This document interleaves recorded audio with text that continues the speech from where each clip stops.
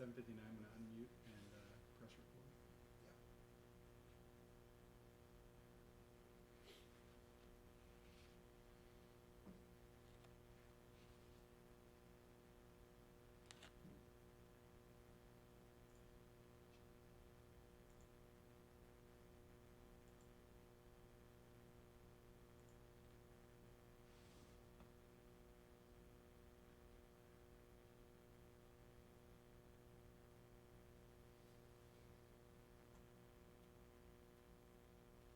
Is that okay? Is that Mary?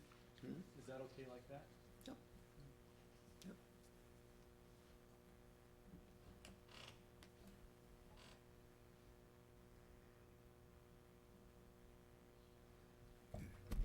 All, I would go back and. Yeah. Okay. That's a good point.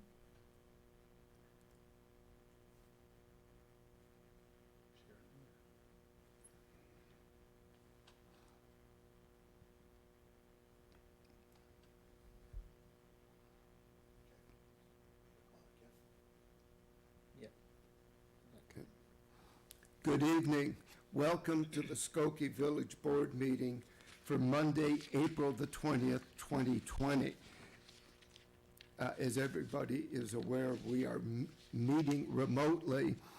So before calling on our village clerk, I would like to simply read a preface to this evening's meeting, which will explain the conditions under which we are meeting.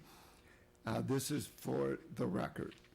Until further notice, meetings of the Skokie Village Board will be held electronically, with a majority of village officials participating via remote access in order to comply with Illinois stay-at-home order. Members of the public who wish to comment as to an item on the published agenda or to comment during public comment should submit their statements or questions in writing to the village manager's office no later than noon on the day of the scheduled meeting. And all properly submitted statements or questions will be presented and read during the relevant portion of the meeting. That would be citizen comments. Written comments may be submitted by email to citizencomments@skokie.org, by mail to the Village of Skokie, Village Manager's Office, 5127 Oakton Street, Skokie, Illinois 60077, or via the village's Dropbox location by the public entry to Village Hall. We do have some questions this evening that did come in, and under citizen comments, the village manager will read those and we will give appropriate answers. At this point, I want to convene the meeting and call upon our village clerk, Pramod Shah, to lead us in the Pledge of Allegiance. I pledge allegiance Allegiance to the flag of of the United States of America, and to the and to the republic for which it One nation, one under nation God, under indivisible, God, with liberty and justice for all. The meeting will come to order, and the clerk will please call the roll. Trustee Roberts, here, Trustee Sutker, Here. Trustee Ulrich, Here. Trustee Bromberg, Here. Trustee Klein, here, Trustee Gray Keeler, Here. and Mayor Van Dusen. Here, we have a quorum. Next item on the agenda is a motion to approve the consent agenda for this evening's meeting. A motion is in order. Trustee Klein, seconded by Trustee Ulrich. Is there anything on the consent agenda that anybody would like to have removed? If not, the clerk will call the roll. Trustee Roberts, aye, Trustee Sutker, Aye. Trustee Ulrich, Aye. Trustee Bromberg, Aye. Trustee Klein, aye, Trustee Gray Keeler, Aye. Mayor Van Dusen. Aye, the motion passes. The next item on the agenda is report of our village manager, John Lockerbie. Thank you, Mayor Van Dusen and Village Board. Good evening. The first item on my agenda this evening is regarding a COVID-19 update.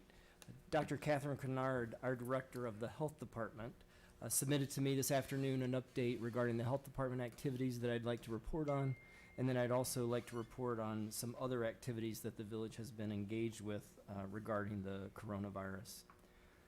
As we all know, the Health Department is carefully monitoring the rapidly changing situation with the COVID-19 coronavirus pandemic and is in regular communication and collaboration with the Illinois Department of Public Health and numerous area partners. Since March 14th, there have been 324 confirmed cases of COVID-19 in Skokie residents, ranging in age from 3 months to 92 years of age. 140 people have recovered, and there have been, unfortunately, 14 deaths. The people who died have been in their 30s to 80s, and all have had underlying health conditions.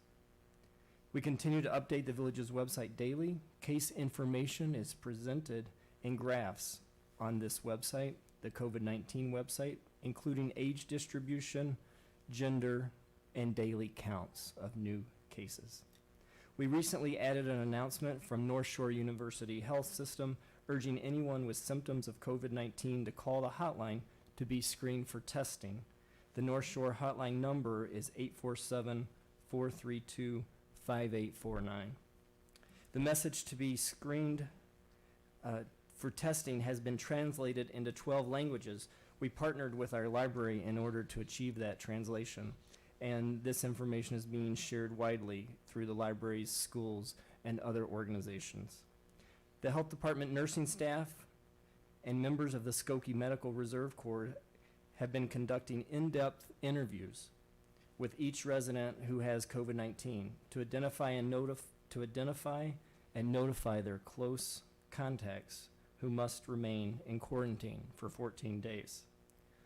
Contact tracing is a crucial step to control the spread of the disease, and we are grateful to the more than a dozen members of the Medical Reserve Corps who have consistently assisted with this task week after week. The Medical Reserve Corps was established after the 2009 H1N1 influenza pandemic, and we would not have been able to respond as we have without their support and commitment. One of the areas that has been of interest of late regarding COVID is the long-term care facilities. Outbreaks of COVID-19 in long-term care facilities has recently been in the news, and I wanted to mention the close working relationship that the Skokie Health Department has with the 6 long-term care facilities in our community. By ordinance, Health Department staff inspect these facilities every other month to enforce state Illinois regulations, conducting both nursing and environmental health inspections. In early March, prior to the first case of COVID-19 in the community, our health department staff met with the administrators and nursing directors of these facilities. They reviewed the guidance provided by the Illinois Department of Public Health, and all 6 of Skokie's long-term care facilities are strictly following the Illinois guidelines and guidance to prevent or limit the spread of COVID-19. For facilities with confirmed cases of COVID-19, the health department works together with the facility and the North Shore University Health Systems, specifically the Skokie Hospital, and the Illinois Department of Public Health to ensure a coordinated effort regarding testing, care, and modification protocols. All notifications are also taken care of. In addition, the health department has provided all of the long-term care facilities with personal protective equipment received through the Illinois stockpile. This is part of the emergency management system within our state. And all of the facilities have reported that they have adequate personal protective equipment supplies. The staff members at each and every facility have been extraordinarily responsive and should be commended for their courage in facing this challenging and rapidly changing situation each day. I'm going to move on to a couple of other areas where key actions have been taken. One is the emergency directive from Mayor Van Dusen requiring the use of cloth face coverings, which was effective on Thursday, April 16th at 5 p.m. In addition to communicating this to the community in many ways, the Community Development Department has delivered signs to all the retail businesses in town. The village staff continue to work closely with the business community in general to support them. The village's website features businesses that are operating, including restaurants, pharmacies, and grocery stores, and information regarding their curbside and delivery options. The village also suspended the annual business permit renewal process and fee collection for 2 months until June 1st. The Human Services Division continues to work with individuals and families that are experiencing difficult times. I'm proud to share that the Skokie Community Foundation has raised more than $40,000 for financial assistance, and they selected the Human Services Division of the village to be their partner. We are planning for the reopening of the village facilities, and as you can imagine, this is very involved. If you have any suggestions or that you'd like to share, please let me know. 2 of the areas that I wanted to share tonight is the village will be extending the period to purchase vehicle stickers starting June 1st through November 30th. We are strongly encouraging all residents to purchase these through the mail or online, and we will again be offering the $5 discount to those individuals that purchase them online. But this is an expanded window of opportunity for people to purchase the vehicle stickers. In addition, the Festival of Cultures for this year has been canceled. The best source for information of the COVID-19 response is the village's website. We will continue to update that daily. It's found at www.skokie.org. And also, we send out twice a week an electronic email communication that if residents or businesses are not yet receiving, please visit the website and sign up for that. This is a challenging time, and we continue to work through it together, and I would be happy to receive any comments or answer any questions that you may have regarding this. Trustee Sutker? I just wanted to make a comment. As a social worker, I just want to acknowledge that there is a lot of grief and loss around many different things right now, including, of course, the loss of lives and those families. Our condolences go out to those families, but also the losses of going to school, participating in graduations, having birthday parties. These are all losses for each individual residents, and I just want to be out there acknowledging that we know that this is a difficult time, and we know that a lot of people are experiencing a lot of grief over many, many different kinds of losses.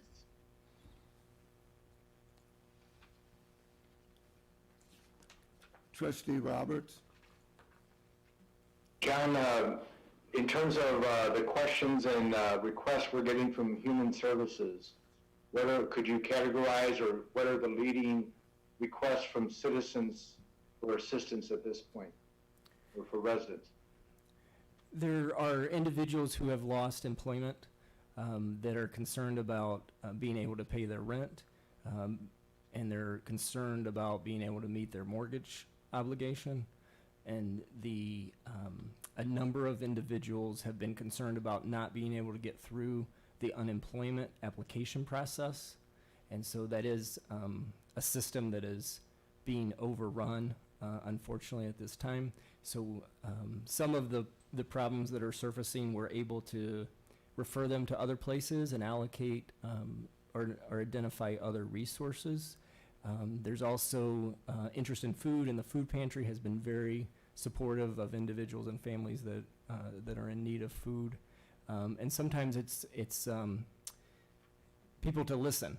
There's been our Human Services Division has identified several hundred individuals that we are reaching out to as an organization once a week.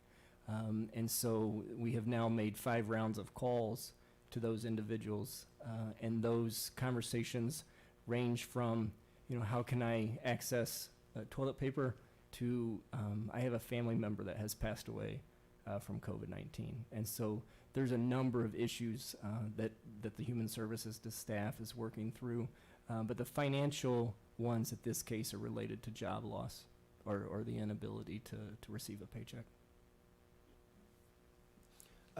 Trustee Bromberg, I think you had a question? Yes, I was wondering about other types of businesses that are open, like Walgreens and like the dollar store. Now, are they required to have people wearing masks when they go in there also? I would assume they are, but I just wanted to clarify that. Yes, all retail establishments that are open and conducting businesses are expected for their employees to have face coverings or masks, as well as the customers. And so the business does not have to refuse entry for customers that do not have a face covering, but there has been tremendous amount of education and signage posted, and the larger establishments have a staff person at the door communicating verbally that you need to have a mask on. It's in the best interest of the individual that's coming in to shop. It's in the best interest of the employees. It's in the best interest of the community. And the compliance has really been very, very positive. Just to clarify, it does not change the definition of who should be open. It still can only be essential businesses as defined by the state, by the governor's order.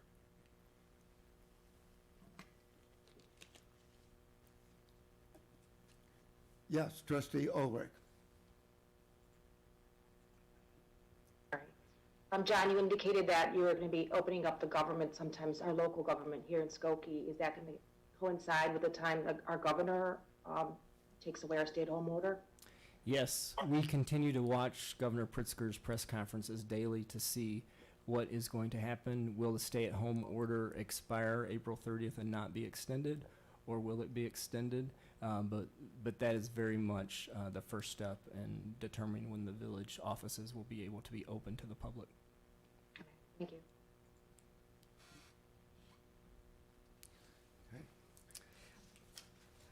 The second item on my report this evening is a request for executive session. Pursuant to Section 2, Paragraph C2 of the State of Illinois Open Meetings Act, a closed session is requested and to adjourn therefrom. A motion on the executive session is in order. Trustee Gray Keeler, seconded by Trustee Brown. Call the roll, please. Trustee Roberts, Aye. Trustee Sutker, Aye. Trustee Ulrich, Aye. Trustee Bromberg, Aye. Trustee Klein, Aye. Trustee Gray Keeler, Aye. Mayor Van Dusen. Aye, the motion passes. And that completes my report this evening. Thank you. Thank you. Next item on the agenda is report of our Corporation Counsel. Michael Lorch. Thank you, Mayor, trustees.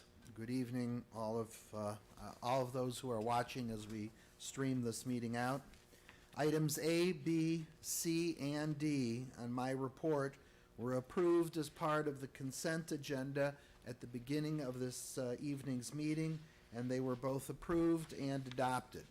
Therefore, Mayor, that would conclude my report for tonight. Thank you. Next item on the agenda is report of our Plan Commission, Chairman Paul Luke with Matt Brandmeier. Mr. Chairman? Good evening, Mayor and members of the board. Tonight I have case 2020-07P, a special use application at 8150 McCormick, unit number 228. At the March 5th meeting of the Plan Commission, we reviewed a request for a special use permit to allow a technical trade and specialty school in a M3 industry district zoning. The petitioner, Good to Great, is proposing to occupy a 3,000 square foot space on the second floor of the building at 8150 McCormick. Good to Great provides daytime learning programs and for program and services to the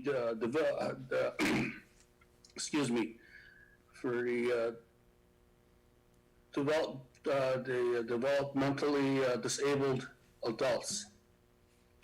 Staff is recommending 3 items of relief. Number 1, to reduce the required parking to account for the required staff. Number 2, allow buildings, amenities to be exempt from required parking calculations. And number 3, allow shared parking for uses that are occupied at different times of the day.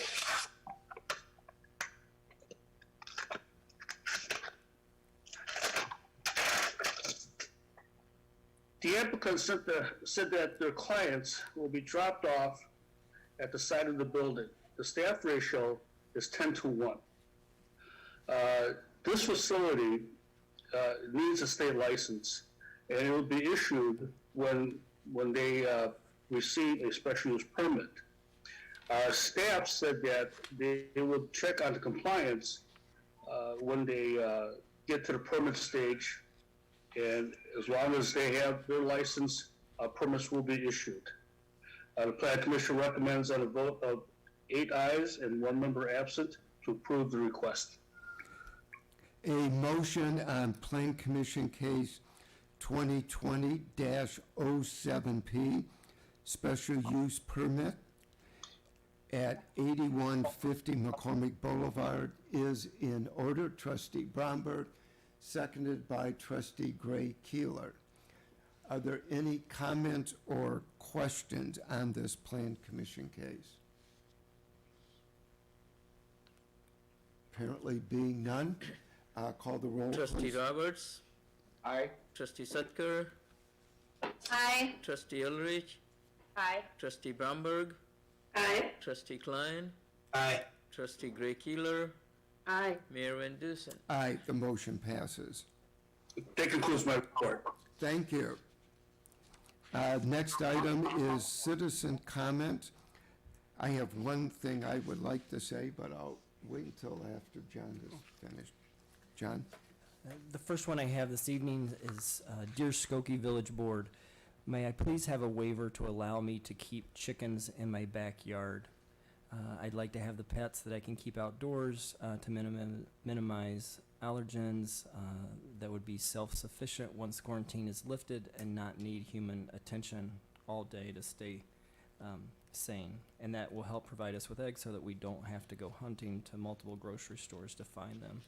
And so the health department has been in touch. This is from Natalie Gillespie.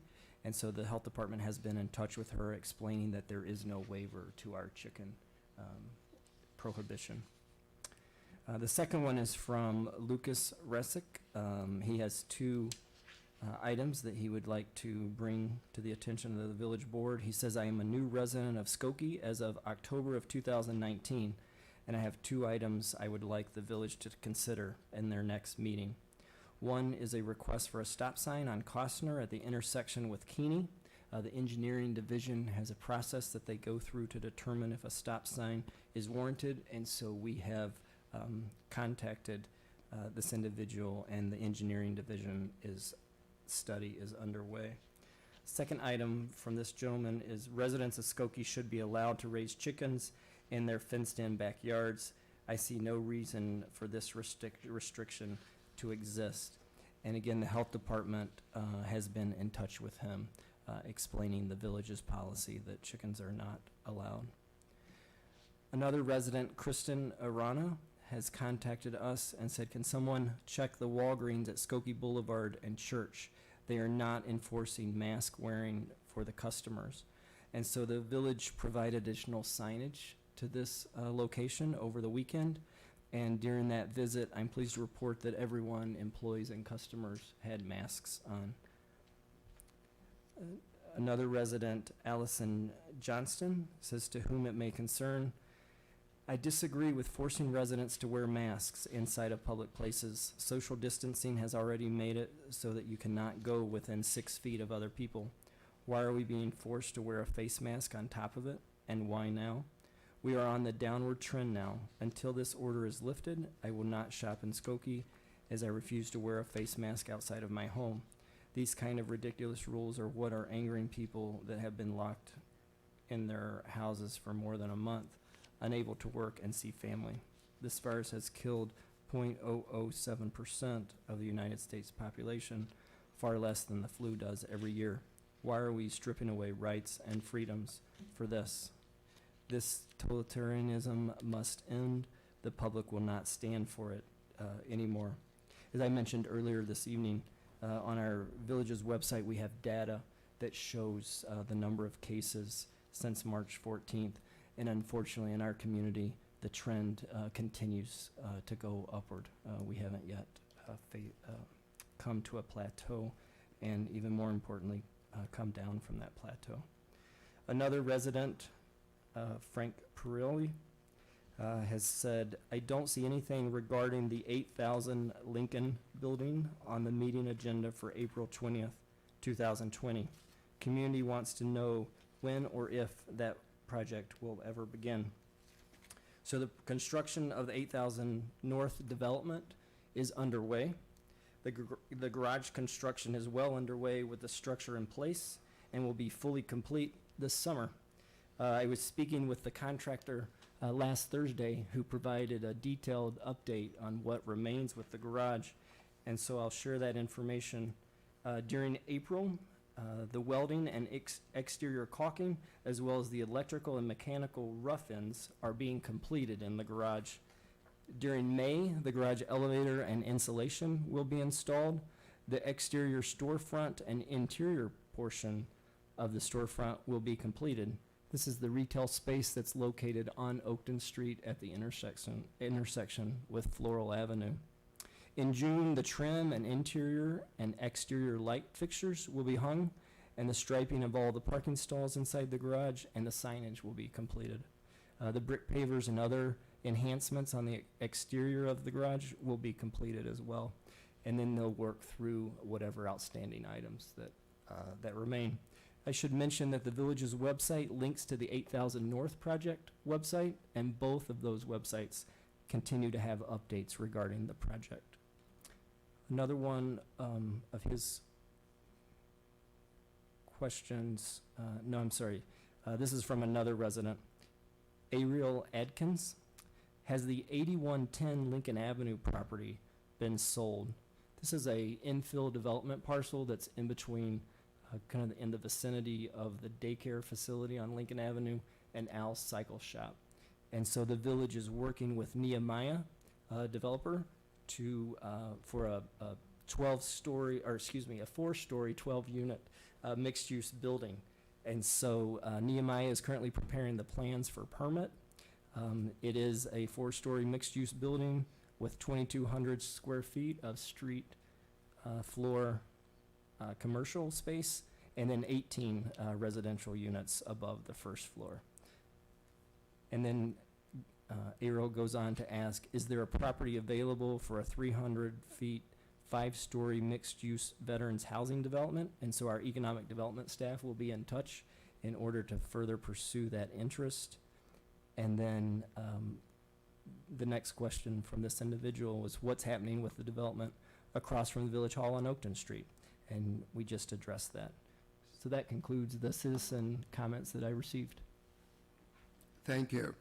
I would like to comment on a very good friend of all of ours and somebody we will sorely miss. His photo and wife is on the screen now, and that's Mort Paradise. Mort passed away over this last weekend. He was 100 years old. And during that lifetime, Mort was a devoted husband, father, and citizen activist. He and Shirley were married for 70 years, and they had 4 children. Mort was a graduate of Northwestern's Medill School of Journalism, and he was active in several activities in the community, the Lions Club. He was a founder and activist in the East Prairie School Foundation, also Turning Point. both Mort and Shirley were members of Temple Judea Mitzpah, now Temple Beth Emet. And Mort, of course, was well known amongst all of us as a longtime member and as chair of the Skokie Plan Commission. These are all facts of Mort's life. What I think was most important, of course, was the person that Mort was. He was a caring, loving person. He could also be a character at times.